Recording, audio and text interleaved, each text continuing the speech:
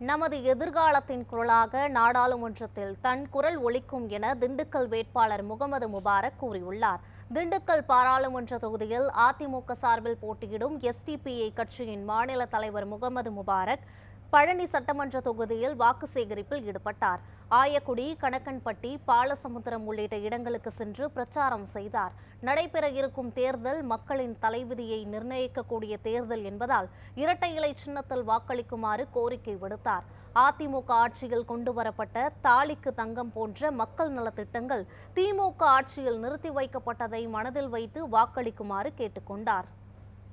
பிள்ளையான ஏழை பங்காளனான எனக்கு நீங்கள் இரட்டை இலை சின்னத்திலே நீங்கள் வாக்களித்தால் நாளைய நமது எதிர்காலத்திற்கு, நாளைய நமது குரலாக நாடாளுமன்றத்திலே நான் ஒலிப்பதற்கு நான் கேரண்டி என்று சொல்லி உங்களிடத்திலே கேரண்டி தந்து இன்றைக்கு நாங்கள் வாக்கு சேகரித்துக் கொண்டிருக்கிறோம். எனவே அன்பார்ந்த அன்பு சொந்தங்களே, நடக்கிற நாடாளுமன்ற தேர்தல் நம்முடைய தலைவிதியை நிர்ணயிக்க போகிற தேர்தலில் தக்க பாடம் புகட்ட வேண்டும். அப்படி தக்க பாடம் புகட்டுகிற தேர்தல் தான் நடைபெறவிருக்கிற நாடாளுமன்ற